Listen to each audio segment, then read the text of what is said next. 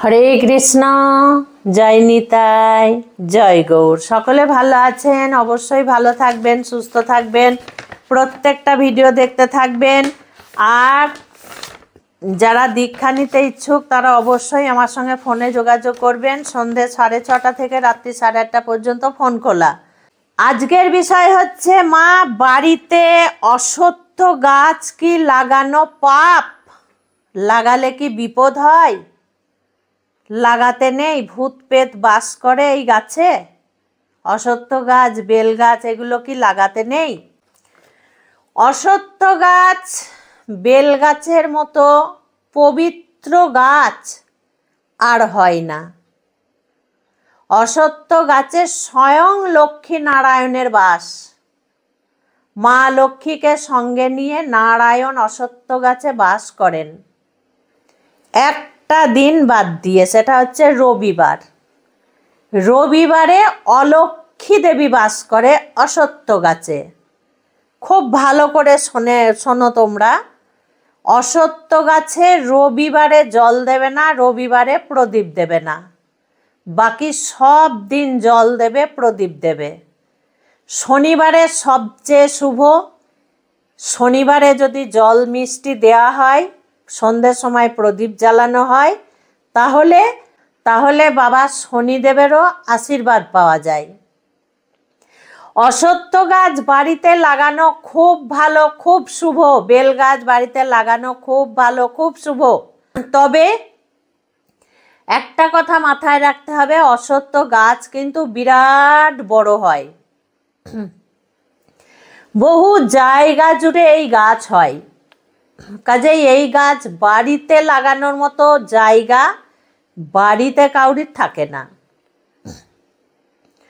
আগেকার দিনে হয়তো বিরাট বিরাট বাড়িতে হয়তো একধারে থাকতো, কিন্তু এখন আর সেই বালাই নেই। বেল গাছও অনেক বড় হয়, অনেকটাই জায়গা লাগে।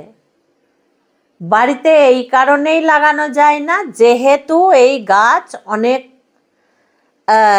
জায়গা নেয়। এমনকি ঘর দেওয়াল ফাটিয়ে দিতে পারে, কারণ অনেক বড় গাছ তো, শক্তিও অনেক। অশ্বত্থ গাছ বেল গাছের ছায়া, পবিত্র ছায়া। যে বাড়িতে পড়ে সে বাড়িতে মা লক্ষ্মী দেবীর বাস হয়, মা লক্ষ্মী দেবীর কৃপা পাওয়া যায়, ভগবান শ্রী বিষ্ণুর কৃপা পাওয়া যায়। সেক্ষেত্রে কি করব? সেক্ষেত্রে করা যায়, যাদের কাছে অশ্বত্থ গাছ আছে বা বেল গাছ আছে তারা সেখানে গিয়ে জল মিষ্টি দিয়ে আসবে, প্রদীপ জ্বালিয়ে আসবে। যাদের বাড়ির কাছে কোথাও কোনো অশ্বত্থ গাছ নেই, দূর দূর পর্যন্ত নেই, আমাদের এই অশ্বত্থ গাছই নেই, সেক্ষেত্রে কিন্তু তোমরা টবে লাগাতে পারো।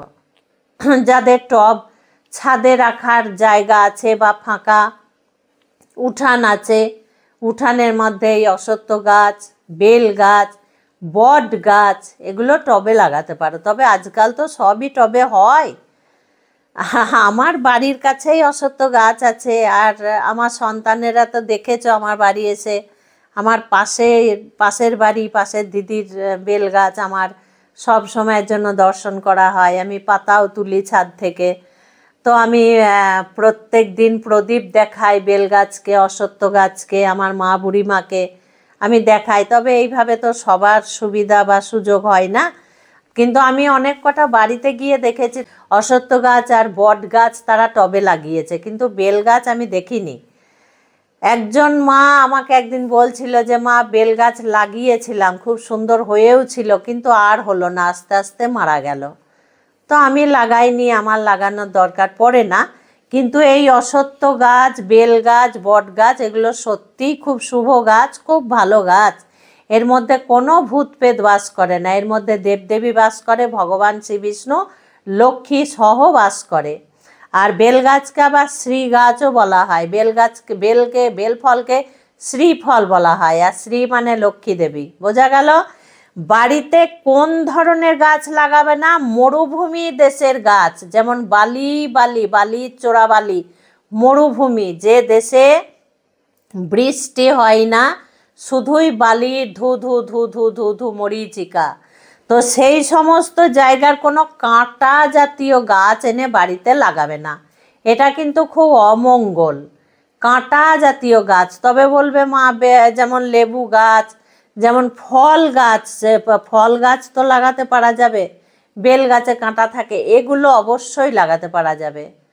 ফল গাছ কাঁটা হলেও অসুবিধা নেই, কিন্তু যে গাছে পুরো কাঁটায় ভর্তি বাহারি গাছ যেগুলোকে বলে, সেই গাছ কিন্তু লাগাবে না বাড়িতে, কখনো লাগাবে না। এক ধরনের গাছ আছে আমাদের যে কাঁটা সেতরা নাকি বলে, কাঁটা সেতরাই বলে বোধহয়, ছাদে লাগায়, এটা আমাদের দেশের, আমাদের বাংলার গাছ, সেটা কিন্তু লাগাতে পারা যায়। যেমন ওইগুলো লাগালে নজর দোষ কেটে যায়। যেমন বাচ্চা সদ্যজাত শিশু শুয়ে থাকে, তার পাশে ওই কাঁটা ডাল আর কাজলাতা রেখে দেয়া হয়, আগেকার দিনে রেখে দেয়া হতো। ওই গাছ ছাদে লাগায়, কাঁটা সেতলা না কাঁটা সেতলাই বলে হয়তো, আমার এই মুহূর্তে মনে আসছে না মায়েরা। তো ওই গাছ অবশ্যই লাগাতে হয় ছাদে, একটা টবে একটা জায়গায় লাগানো যায়, তাছাড়া কোনো অসুবিধা নেই। তবে কোনো পাহাড়ি দেশের, মরুভূমি দেশের কাঁটা জাতীয় গাছ একদম বাড়িতে লাগাবে না। আর প্রত্যেকটা বাড়িতে মা তুলসী মহারানী থাকলে আর কোনো গাছ লাগে না। যে বাড়িতে তুলসী মহারানী বিরাজ করছে, তুলসী মহারানী গাছ আছে, সে বাড়িতে অশ্বত্থ গাছ, বেল গাছ না থাকলেও কোনো ক্ষতি নেই, কোনো ভয়ের কারণ নেই। আর কাউরির কথা শুনে লাগাতেও যাবে না। তুলসী মহারানীকে তোমরা সেবা করো, তুলসী মহারানীকে তোমরা যত্ন করো, তুলসী মহারানীকে বাড়িতে রাখো, 2-3 জায়গায় তোমরা রাখো, সেটা খুব ভালো। একাই তুলসী মহারানী তোমাদেরকে রক্ষা করবে, আর কাউকে লাগবে না। খুব ভালো থাকবে, সুস্থ থাকবে, প্রত্যেকটা ভিডিও এইভাবে দেখতে থাকবে। আজকে আসছি। হরে কৃষ্ণ, জয় নিতাই, জয় গৌর।